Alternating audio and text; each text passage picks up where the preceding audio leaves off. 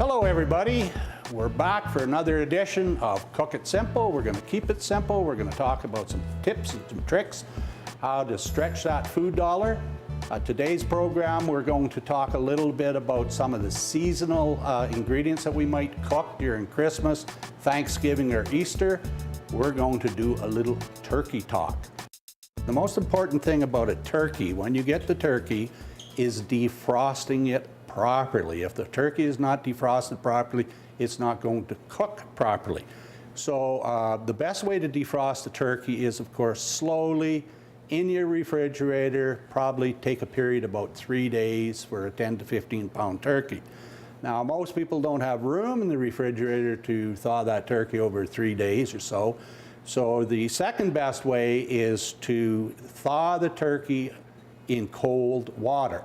Now, usually you can take a large container, whether it's a pail, whether it's a Rubbermaid tote, whatever it is, your kitchen sink, put the turkey in there in cold water, and then periodically during the thawing process, change the water a few times. One of the tricks I do in the wintertime is I'll take the turkey, I will put it into cold water, put it into a little camper cooler and put it out in the snowbank and just leave it out there overnight, and usually that'll thaw it. Now, the second thing is that some people want to add flavor to the turkey, change the texture of this turkey. So what we see here today is we have a turkey, about a 10-pound turkey, and it's in this murky brine from Davy Jones's locker. Basically what this brine is made out of is we got 1 gallon of water, 1 cup of coarse salt, usually coarse salt, half a cup of sugar, and then we threw in all kinds of ingredients, like some onion, we threw in some fresh herbs, whatever you've got, some garlic, bay leaves, whatever.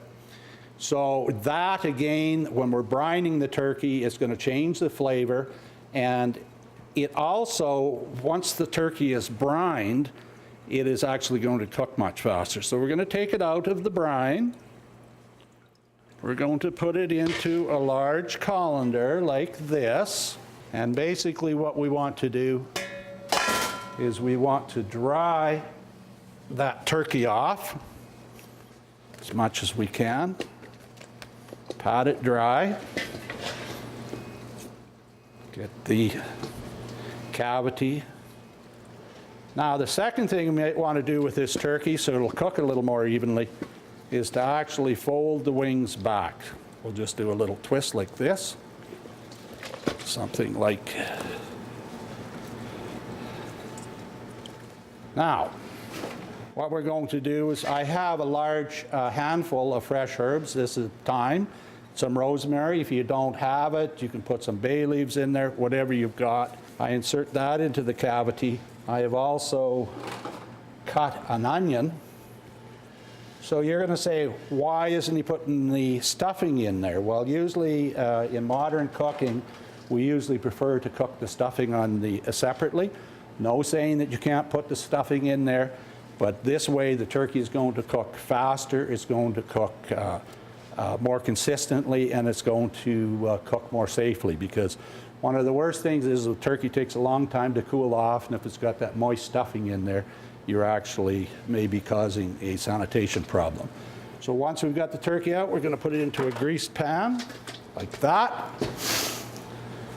Now, some people say, oh, but I like to tuck the legs in like that. Well, actually, it's proven that if you put the turkey in like this with the legs open, it'll cook faster. And also, you'll see that the most inconsistent, hardest part to cook is the thighs. So when the thighs are open like that, the heat's going to be able to penetrate that. We actually rely about 20 minutes per pound on cooking a turkey. 10-pound turkey like this will probably take 200 minutes, which is basically 3 hours and 20 minutes. Because it's brine, it's going to cook faster. So probably take about 3 hours. We'll put that in the oven at about 350. You know, periodically we can baste the turkey with its juices. And sometimes people like to turn the turkey in the pan in the oven to get some. If it starts to get too brown on the top, just tent it with a little aluminum foil. So there's our turkey all ready to put into the oven. Voila.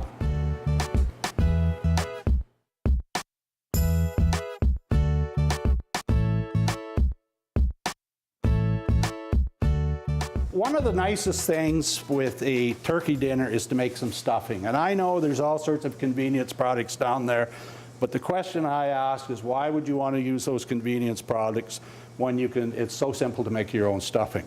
So first of all, we're going to start out with some melted butter or margarine, whatever you've got. And we're going to saute up some celery. You notice I put the celery in first because it takes a little longer to cook. We don't have to cook it completely through because once we add it to the stuffing, then we're going to bake it additionally. But we're going to get that celery going nice. This is when we're going to build the layers of flavor. So now is the time to put the salt and pepper in. Good idea to put the salt in on your hand so you know exactly how much you put in there. Probably put in about a tablespoon. And of course, nice freshly ground pepper. If you don't have the big pepper grinder, of course, use your spice bottle. And now we're going to add those onions. I can already smell the beautiful flavors of those. About 1 onion, a couple of stalks of celery is all you need. And we're going to saute that up. And then, of course, I have my spice blend. Whatever you want to use for your spice blend is fine. In this case, we're using our own spice blend, which is made with some thyme, some powdered sage. You can put rosemary, thyme in there. And as soon as you put the spices in there, I'm going to make it extra spicy. What the heck? And you can smell the beautiful flavors come off. Rosemary, thyme, sage. I think they probably wrote some songs about that. So we've got that sauteed up. We're just going to put that aside. And I'm going to take a big bowl. One thing we always have lots of is bread down at the food bank. So we can take about 1 loaf of bread. I've taken this loaf of bread. I've laid it out so it dries out a little bit. So day-old bread or older bread is perfect for this. And so we've got a nice bowl of that bread. And it's about 1 loaf diced up, whatever you got. Doesn't have to be sliced bread. It can be buns, it can be whatever. So flip that up there. And then we're going to mix this all up. And you can see that this is far more nutritious stuffing than the stuff you get in the little box. And you know, when you really figure out how much you're paying for that stuffing and how much you're paying for this stuffing, because you can get lots of bread. There's lots of bread drops around the city, and there's usually no shortage of bread at the Edmonton Food Bank. And then we're going to moisten this up with some stock. Now, if you'd made your turkey, the day before, you'd take all those bones and make up a stock, and we're just going to put enough turkey stock in there to moisten it up. We're going to mix that up. So we're going to give it a good stir. It looks nice and soft. We can always check it for flavor now to make sure it's got enough salt and pepper, and I say that's just about perfect. And we're going to put it into my favorite cooking appliance, which are these Pyrex dishes. If you're really into cooking, what you want to do is get these Pyrex dishes, but only buy them when they're on sale. Why I like the Pyrex dishes is they really do a great job of holding the heat, conducting the heat, and that's all there is to it. We're going to put that in the oven at about 350 and bake that for about an hour or so. Now you can make this the day before and then take it out and put it in, or you can make it actually that day. So there you go, beautiful turkey stuffing. One more quick peek. It's going to be good. Turkey stuffing.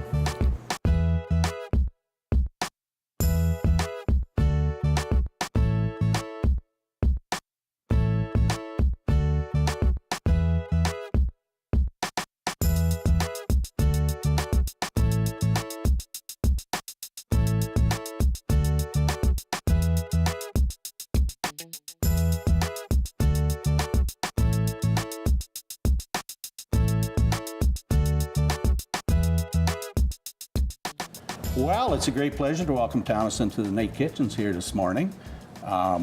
We're here to do another segment of Cook It Simple. We're going to keep it simple. We're going to use some common ingredients, easy to access ingredients. Wonderful. We're going to have lots of fun doing it. We're going to teach people a few tips and tricks and how to stretch that food dollar. Wonderful. That's exactly what our clients need. If you look at me, I don't know anything about the kitchen. I had to marry a chef myself. Sorry, Chef Stanley, you weren't around at that time. But it is a key thing for many Edmontonians to learn how to use their food product and elongate their life. So, you get some food items. What do you do with it? How do you prepare it? How do you make multiple meals out of it? And definitely when people receive our hampers at Edmonton's Food Bank, there are ways that they can augment their own food from their kitchen to make sure that they have food for a longer period of time in their household. So Cook It Simple, you could bring in the family, you could do it as a big collective, whether it's within more people as a collective kitchen, or just do it at home. Yeah, let's get into the kitchen, start cooking, keep it simple, cook it simple. Stick around, we're going to have fun. Wonderful.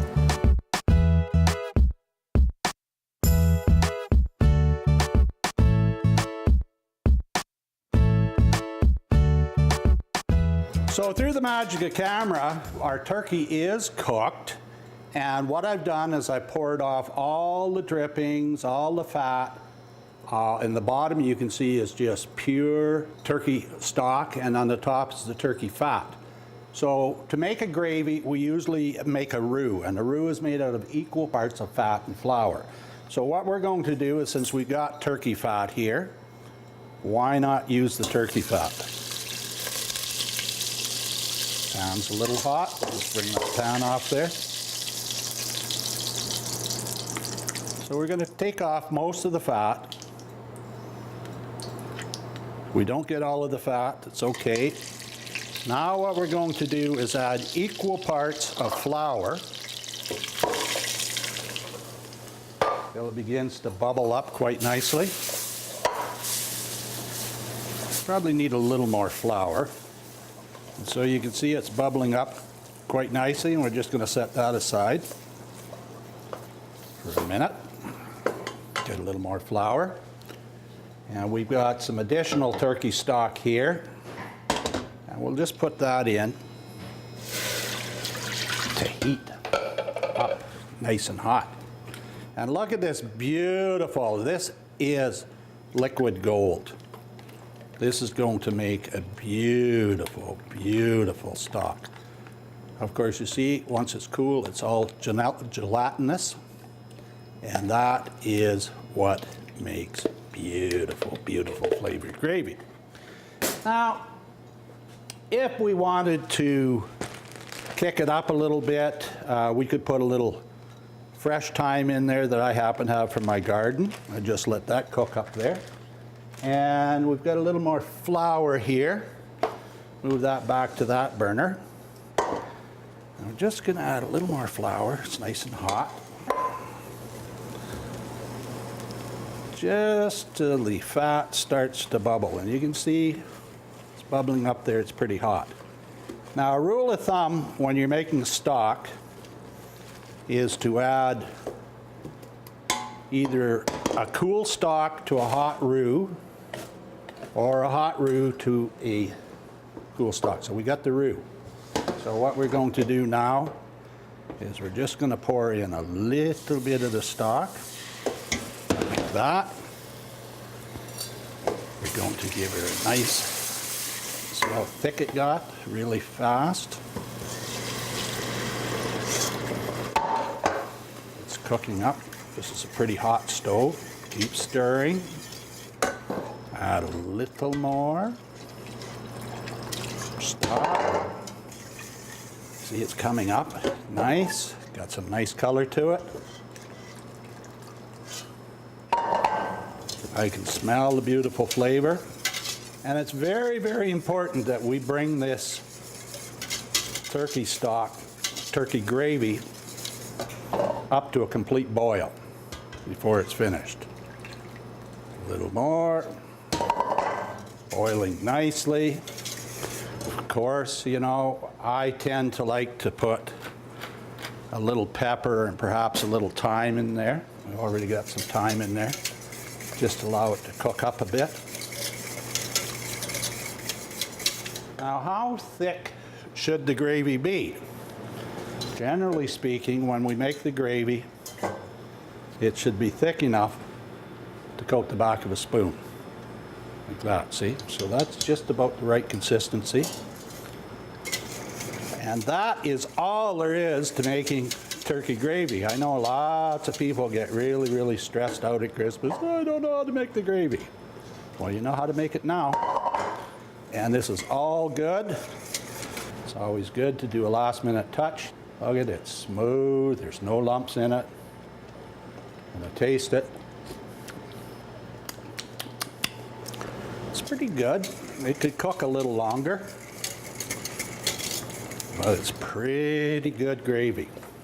Doesn't really need anything.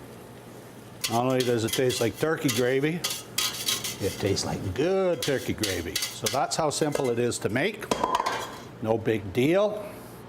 Strained it off. You can see the nice consistency of the gravy coming out like that. We'll just let it strain. Put that aside, a little future reference. And there we have our lovely turkey gravy. How long did that take to cook? 4 or 5 minutes. Now we're going to leave it simmer a little longer. You can actually make this the day before, but it's nice to make the turkey gravy just before you're serving. How good is that? Look at beautiful color, beautiful consistency, and hey, that tastes good.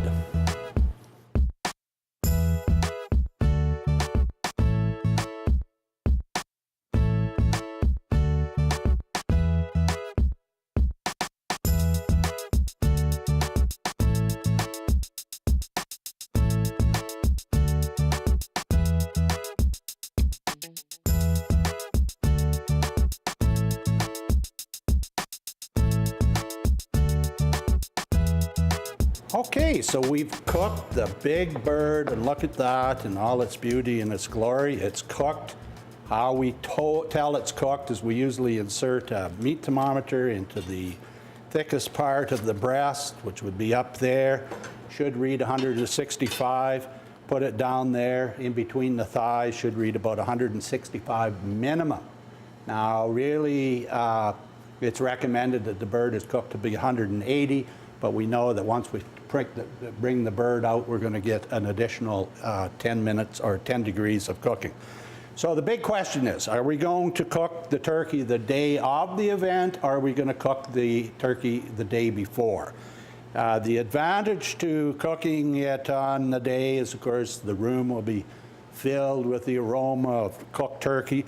But if Christmas Day happens to be very hectic for you, sometimes it's a wise idea to cook the turkey the day before for 2 reasons. Then you can have it all sliced and ready to go. You can put it in a pan like this, cover it with a little stock and reheat it.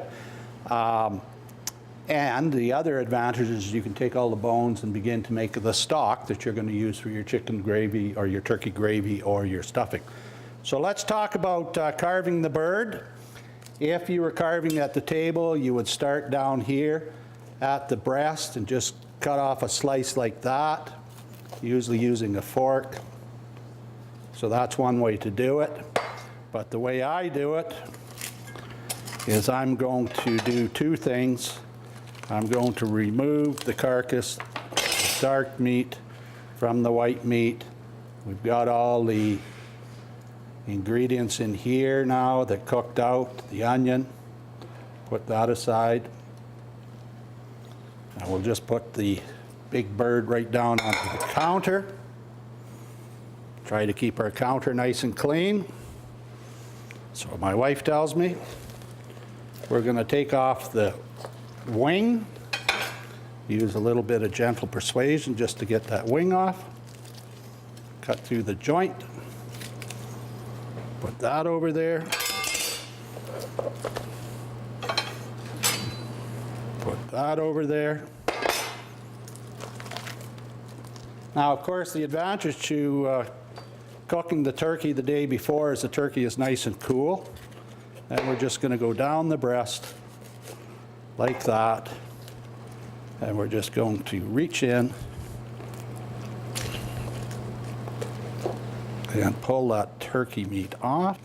So we have the breast, which we're going to put over there. And we're going to go to the other side. Just carve along the keel bone. Just reach in there and pull off that breast. And then, of course, part of the tradition, whether it be Christmas or Thanksgiving or Easter, without the wishbone, which is there. Usually you take the wishbone, let her dry out, and pull, and break it for good luck. Now we end up with a carcass. We want to take as much of the meat off the carcass as possible, but this carcass, again, is worth its weight in gold. So we're just going to chop that up. And we're going to put that in a pot, like this. And we're going to put that all in there like that. And we're going to take the dark meat off. Dark meat off. Put that up like that. Our favorite part of the turkey, of course, is the turkey's nose, or the turkey's tail. There's another colloquial term for it. And then we're going to put all of those ingredients into the pot. And we're going to use that for making stock with. Now, the ingredients that we want to use: a couple of stalks of celery. I'm going to have to wash that celery. Some parsley. Just chop that up roughly. We're going to separate this from 2 bowls, like this. And we're going to chop up the carrot roughly. Cut up the celery.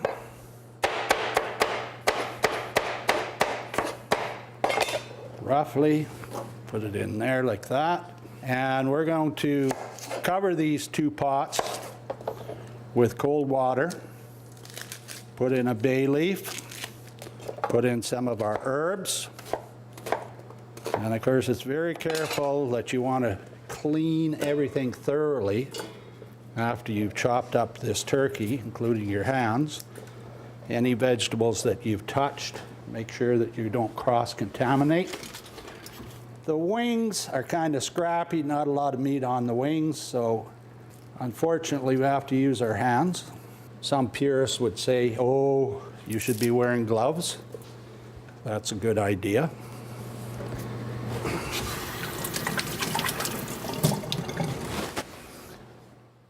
Put in some herbs, cover it with cold water, and simmer it on the stove, a couple hours or so. And that's how we're going to make our stock.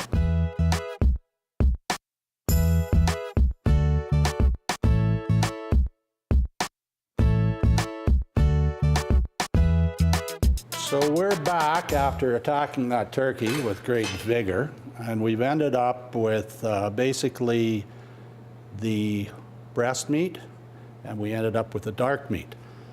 So what I did is just pulled the breast meat off. And now what we're going to do, this is one of the advantages of cooking the turkey the day before. It's much easier to carve. And I'm going to put that little baby up there.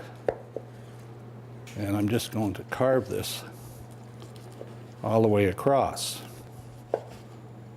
So this method also works. I've cooked the turkey the day before. Is that when we're doing the carving like this, is we're actually carving the turkey with the grain. This one we're carving it across the grain. So we'll take another little piece. I decided to wear my rubber gloves. I often wear rubber gloves, not all the time.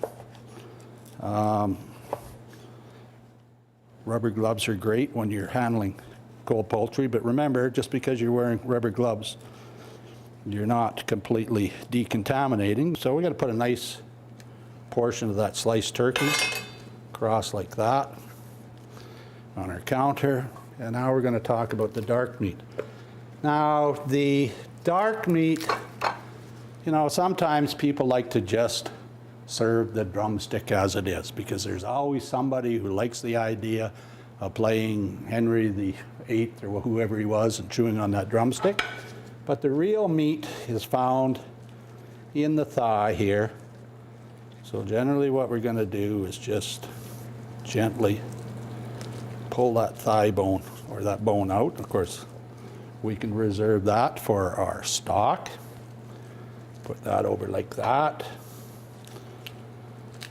And the dark meat, you're certainly not going to get the nice, even, consistent slices out of it.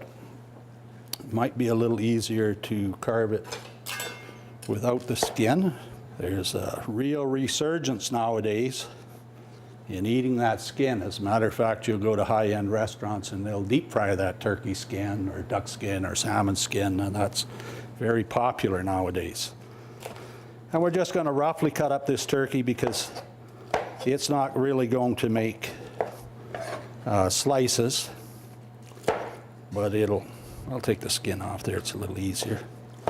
It's going to make some nice dark meat.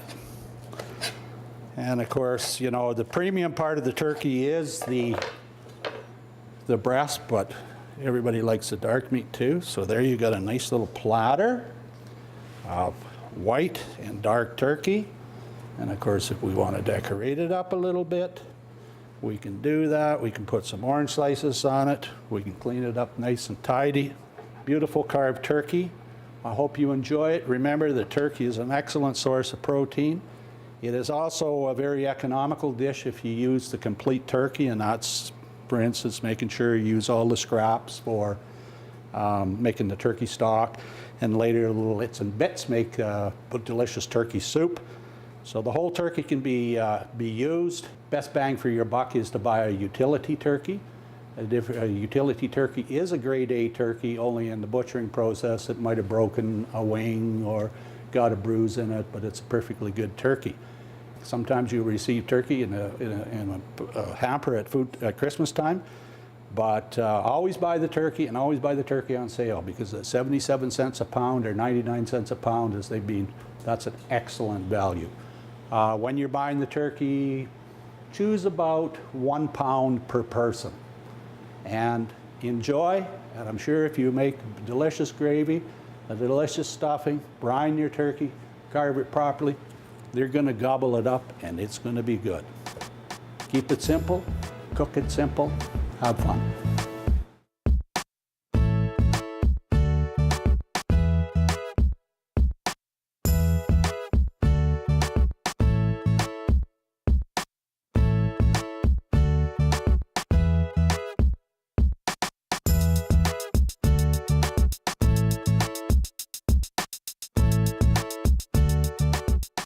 Please remember that all the recipes are posted on the Edmonton Food Bank website.